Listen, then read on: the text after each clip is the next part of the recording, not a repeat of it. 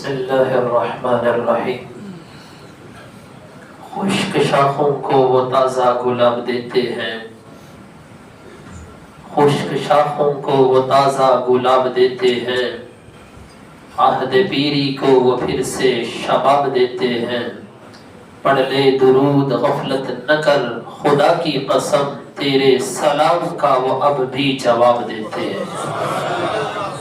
عشق و محبت سے درود پاک پڑھ لیجیے۔ الصلاۃ والسلام علیک یا سیدی یا رسول اللہ وعلی آلک واصحابک یا سیدی یا حبیب اللہ۔ الصلاۃ والسلام علیک یا سیدی یا رحمۃ للعالمین وعلی آلک واصحابک یا سیدی یا خاتم النبیین۔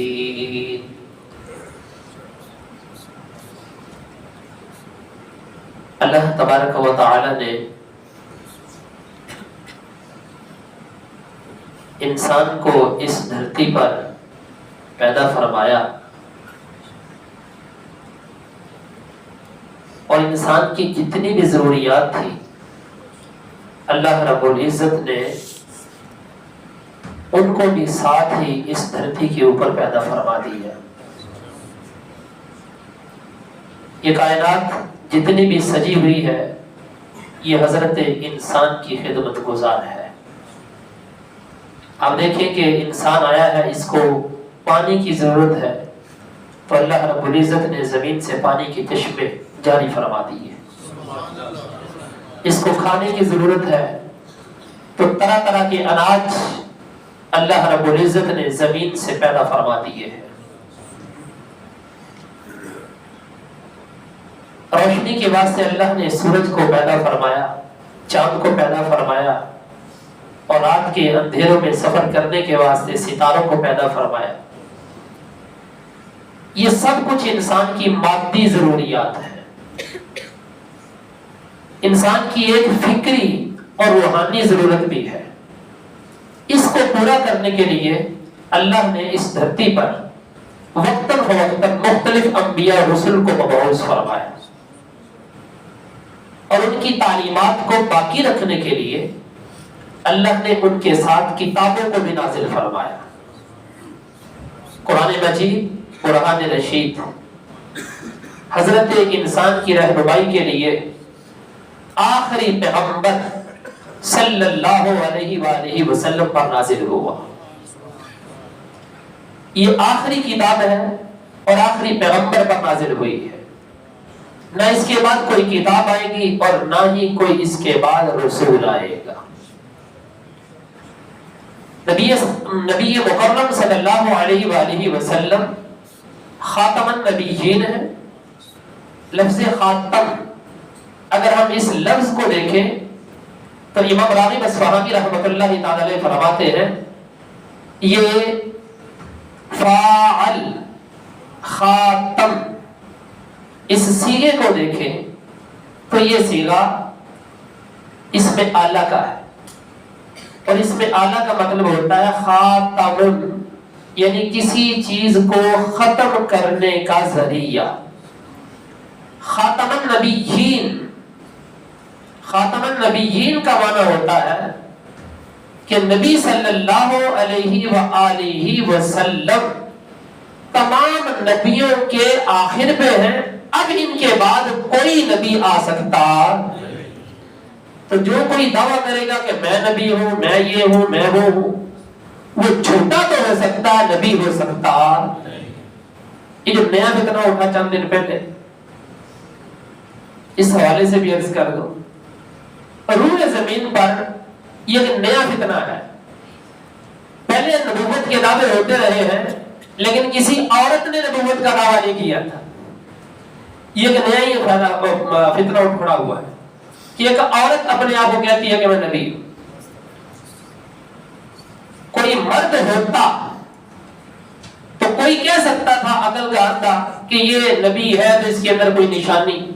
پہلی بات تو یہ کوئی اب کوئی نبوت کا دعویٰ کرے تو ہم اس سے نشانی بھی نہیں مانگ سکتے کہ آپ کے پاس نبی ہونے کی نشانی کیا، نہیں مانگ سکتے۔ کیونکہ نبی آ سکتا ہی نہیں. جب نبی آ سکتا نہیں تو نشانی مانگنے کی ضرورت ہی نہیں. بات کرنے کا مقصد یہ ہے کہ انسان کی فکری سوچ کی رہنمائی کرنے کے لیے اللہ نے آخری پیغمبر حضرت سیدنا محمد رسول اللہ صلی اللہ علیہ وسلم پر قرآن مجید برہان رشید کو نازل فرمایا. یہ نبی پاک علیہ الصلوۃ والسلام کا زندہ اور جاوید معجزہ ہے. جس وقت نازل ہوا تھا، جس طرح نازل ہوا تھا، روئے زمین پر جہاں جہاں مسلمان موجود ہیں، جو قرآن ہم پڑھتے ہیں وہی قرآن وہ لوگ پڑھ رہے ہیں. نہ کسی آیت کا فرق ہے، نہ کسی حکم کا فرق ہے، نہ زیر کا فرق ہے، نہ زبر کا فرق ہے. جو عرب والے پڑھتے ہیں وہی ہم پڑھتے ہیں. جو انڈونیشیا کے اندر پڑھا جاتا ہے وہی قرآن بر صغیر پاک و ہند کے اندر بھی پڑھا جاتا ہے. ہر جگہ ایک ہی قرآن ہے. اس کی حفاظت کا ذمہ اللہ رب العزت نے خود لیا ہے. اِنَّا نَحْنُ نَزَّلْنَا الذِّكْرَ وَإِنَّا لَهُ لَحَافِظُونَ. بے شک ہم نے اس ذکر کو نازل کیا اور ہم ہی اس کی حفاظت کرنے والے ہیں. اور پھر یہ ایک ایسی کتاب ہے کہ سارا سال اس کی چھپائی لکھائی جاری و ساری رہتی ہے. یہ دنیا کے اندر ایک واحد کتاب ہے کہ جس کی خدمت گزاری سارا سال ہوتی رہتی ہے. سارا سال یہ چھپتا رہتا ہے، لکھا جاتا رہتا ہے، لوگوں میں تقسیم ہوتا رہتا ہے. اور پھر یہ دنیا کے اندر ایک واحد کتاب ہے جس کو قرآن نے خود کہا ہے کتاب انزلناہ مبارک، کہ یہ ایسی کتاب ہے جس کو ہم نے نازل کیا ہے اور برکت والی ہے. اور برکت کیسی؟ بڑے بڑے فلسفوں کی کتابیں آپ کو ملیں گی، بڑا بڑا علم ہوگا کتابوں کے اندر، لیکن کسی کتاب کے بارے میں یہ فضیلت نہیں ہے کہ اس کو دیکھنا بھی برکت ہے اور چھونا بھی برکت ہے. یہ صرف اور صرف قرآن کا خاصہ ہے کہ کوئی قرآن کو محبت سے فقط دیکھتا ہے تب بھی برکت ہے، کوئی چھو لیتا ہے تب بھی برکت ہے. تکبیر، اللہ اکبر،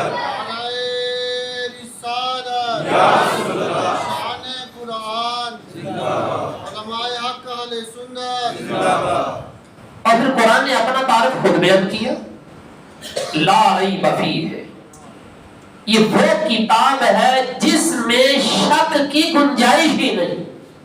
ایسی کتاب، اس کو کیسے چھوا جائے گا؟ قرآن نے اپنا تعارف خود کیا ہے، خود بیان کرتا ہے لا یمسہ الا المطہرون، مجھ کو وہی چھوئے گا جو پہلے پاک اور ستھرا ہو کر آئے گا. ہر کوئی اس کو چھو بھی نہیں سکتا. اور پھر قرآن مجید برہان رشید کہتا ہے تنزیل من رب العالمین، نازل کرنے والا اس کو رب العالمین ہے. نزل به الروح الامین، اس کو لانے والا کون ہے؟ روح الامین، فرشتوں کا سردار حضرت جبریل. اور نازل کس پر ہوا؟ علی قلبک لتکون من المنذرین، پیارے محبوب ہم نے اس کو آپ کے دل کے اوپر نازل کیا ہے. اور کس زبان میں؟ بلسان عربی مبین، ہم نے اس کو واضح عربی زبان میں نازل کیا ہے. یہ قرآن کا خاصہ ہے کہ قرآن اپنا تعارف خود پیش کر رہا ہے. حضرت جبریل علیہ السلام دوسرے پیغمبروں پر بھی آتے رہے ہیں. تفسیر عادل کے حوالے سے صاحب تفسیر روح البیان نے لکھا ہے کہ دیگر انبیاء کے پاس حضرت جبریل کسی کے پاس 9 دفعہ آئے ہیں، کسی کے پاس 10 دفعہ، 15 دفعہ، 14 دفعہ، 16 دفعہ. حضرت جبریل علیہ الصلوۃ والتسلیم آپ کا خاصہ ہے کہ نبی پاک علیہ الصلوۃ والتسلیم کے پاس 24,000 دفعہ حاضر ہوئے.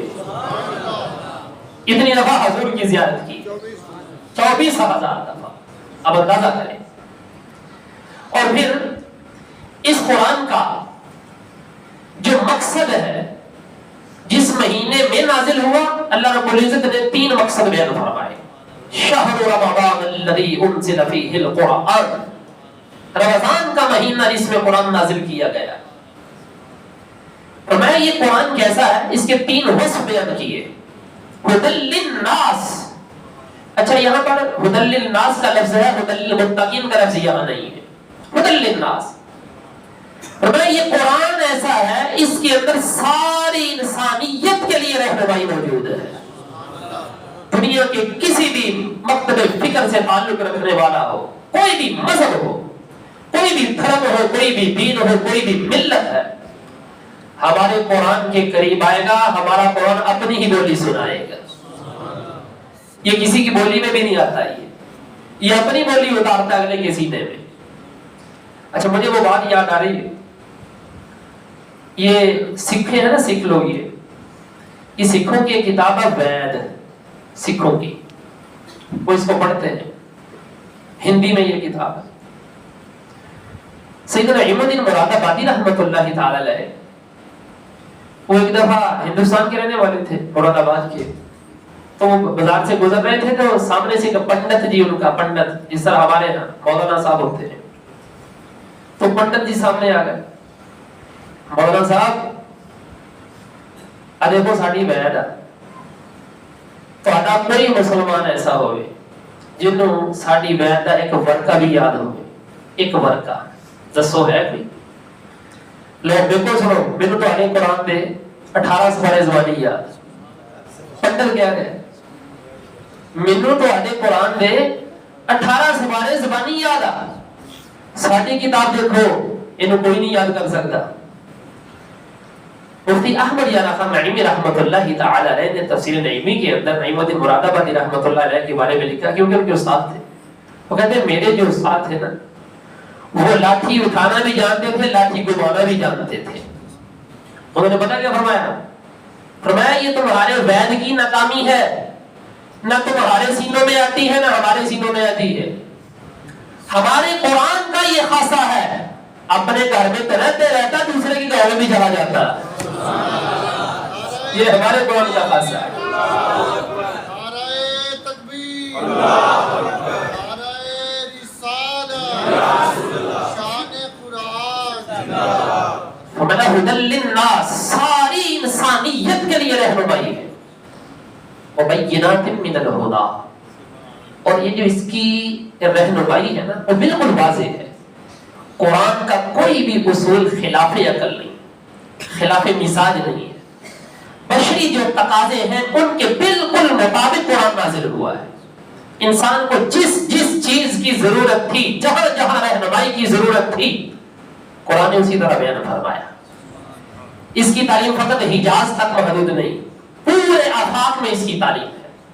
بینات من الہدی والفرقان، تیسرا وصف اس کا یہ ہے کہ اس کے اندر فرق کرنے والی باتیں، یہ حق کو باطل سے جدا کر دیتا ہے، سچ کو جھوٹ سے جدا کر دیتا ہے، یہ اندھیرے کو اجالے سے جدا کر دیتا ہے. یہ قرآن ایسا ہے کہ اس کے اندر جتنی بھی باتیں ہیں وہ سچ ہی سچ ہے. تو یہ قرآن کا وصف ہے. اور یاد رکھنا جو لوگ قرآن کے ساتھ وفا کریں گے نا، تو قیامت والے دن قرآن بھی ان کے ساتھ وفا کرے گا. اس قرآن کے ساتھ وفا پتہ کیا ہے؟ صرف یہ نہیں کہ مثلا تسی ہن 28 دن مسجد سے آئے، قرآن پاک سن لیا، ٹھیک ہے چل گئے گھر. یہاں دعا کر کے جائیں کہ اللہ تبارک و تعالی ہمیں پورا سال مسجد کے اندر آتا جاتا رکھے. میں نے پہلے بھی یہی بات کہی، یہ دعا کرنی چاہیے کہ یا اللہ جس طرح تو نے ہمیں 5 وقت نماز پڑھنے کی توفیق دی ہے، اس مہینے میں پورا سال ہمیں اسی طرح پڑھنے کی توفیق دے. اب سن لیجیے قرآن وفا کیسے کرے گا. نبی محترم صلی اللہ تعالی علیہ وآلہ وبارک وسلم ارشاد فرماتے ہیں، عن ابی امامہ رضی اللہ تعالی عنہ قال سمعت رسول اللہ صلی اللہ علیہ وآلہ وسلم یقول اقرأوا القرآن فإنه يأتي يوم القيامة شفيعا لأصحابه. ابو امامہ کہتے ہیں میں نے اللہ کے رسول صلی اللہ علیہ وآلہ وسلم کو فرماتے ہوئے سنا ہے، تم قرآن پڑھا کرو، کیونکہ یہ قرآن قیامت والے دن اپنے پڑھنے والے کی سفارش کرنے کے واسطے رب کی بارگاہ میں حاضر ہو جائے گا. آج ہم قرآن کے ساتھ جڑیں گے، قرآن کے ساتھ وفا کریں گے، تو کل قرآن بھی ہمارے ساتھ وفا کرے گا. اور پھر قرآن مجید، قرآن رشید، اس کا خاصہ یہ ہے ایک تو بندہ بڑی آسانی سے قرآن پڑھ لیتا ہے، اس کی زبان کے اوپر کوئی شاک نہیں ہے، سکل نہیں ہے، وہ پڑھ لیتا ہے آسانی سے۔ نبی محترم صلی اللہ علیہ وسلم فرماتے ہیں الماہر بالقرآن مع السفرۃ الکرام البررہ، یہ جو قرآن کا ماہر ہے، قرآن کو روانی سے پڑھنے والا، یہ فرشتوں کے ساتھ ہے اور اللہ رب العزت کے مکرم بندوں کے ساتھ ہے۔ اور والذی یقرأ القرآن ویتتعتع فیہ، اور ایسا وہ آدمی کہ جو قرآن تو پڑھتا ہے لیکن اٹکتا ہے، اس کی زبان چلتی نہیں ہے، اگر وہ قرآن پڑھنے لگتا ہے تو اس کے اوپر تکلف آ جاتا ہے، اس کی طبیعت کے اوپر شاق ہوتا ہے، وعلیہ شاق، تو سرکار فرماتے ہیں لہو اجران، اس کے واسطے اللہ نے 2 اجر رکھ دیے۔ جو روانی سے پڑھتا ہے اس کے واسطے 1 اجر۔ دیکھو نا چنگیاں لوگ سارے بندے سینے کے ہوتے تو ممیاں نے کوئی بھی نہیں۔ تو یہ جو قرآن ہے، ایسا آدمی جس کی زبان کے اوپر شاک ہے، فرمایا اس کے واسطے 2 اجر ہیں، ایک اس کو پڑھنے کا اجر ملے گا، دوسرا تکلیف برداشت کرنے کا اللہ اس کو اجر عطا فرمائے۔ بس یہی پیغام ہے کہ دوستو قرآن کے ساتھ اپنے آپ کو جوڑیں اور قرآن کے ساتھ کھڑے ہوں۔ اور یہ صرف اور صرف قرآن مسجد تک یا قرآن خوانیوں تک محدود نہیں ہونا چاہیے۔ قرآن جس طرح مسجد کے اندر ہے، جس طرح ہم اپنے مردوں کے اصالے ثواب کے لیے اس کو پڑھتے ہیں، اس کے حلال کو حلال جاننا، اس کے حرام کو حرام جاننا، یہ قرآن بازار میں بھی ہونا چاہیے، یہ کورٹ کچہری کے اندر بھی ہونا چاہیے، گھر میں بھی ہونا چاہیے، باہر بھی ہونا چاہیے، ہر جگہ قرآن کی حکومت ہونی چاہیے، قرآن کی حاکمیت ہونی چاہیے۔ یہ قرآن ایک ایسی چیز ہے، سرکار فرماتے ہیں جو لوگ قرآن کے ساتھ جڑتے ہیں نا، قرآن کی تعظیم اور توقیر کرتے ہیں، یرفع اللہ بہ، اللہ تعالیٰ ان کو اعلیٰ مرتبہ عطا فرماتا ہے۔ یہ میں پروفیسر کی کتاب پڑھ رہا تھا، اس نے نیچے لکھا ہے، اس نے کہا میں نے دیکھا ہے کہ دنیا کے 3 بر اعظموں پر مسلمانوں کی مسلسل حکومت رہی ہے، 3 بر اعظموں پر، اور 100 سال تک رہی۔ وہ کیوں؟ وہ کہتے ہیں انہوں نے قرآن کی ساتھ جو ہے وہ وفا کی تھی، تو اللہ تعالیٰ نے ان کو عزت عطا فرمائی۔ اور جس وقت مسلمانوں نے فقط قرآن کو اپنے یوں کہہ لیجیے کہ فوت شدہ مسلمانوں کے واسطے رکھ لیا ہے، یا بس فقط اور فقط اس کو اپنی ضرورت کے تحت محدود کر لیا ہے اور اس کی حاکمیت کا انکار کرنا شروع کر دیا اپنے حال سے، تو انسان جو ہے وہ پستی سے پستی کی طرف جا رہا ہے۔ دعا ہے اللہ رب العزت ہم سب کو قرآن و سنت کے فہم کی برکتیں عطا فرمائے، رمضان اور قرآن کی وافر برکتوں سے مالا مال فرمائے۔ جن بھائیوں نے محبت سے قرآن پاک سنا ہے، دور نزدیک سے آتے رہے ہیں، پورا مہینہ آتے رہے ہیں، یا آخر پہ آئے یا درمیان میں آئے یا جیسے بھی آئے، اللہ رب العزت تمام کو اس قرآن کی برکتوں سے مالا مال فرمائے۔ اللہ رب العزت ہم سب کے ذکر فکر شکر میں اضافہ فرمائے، اور اللہ رب العزت اس قرآن کی برکت سے دنیا بھر کے مظلوم مسلمانوں کی مدد فرمائے۔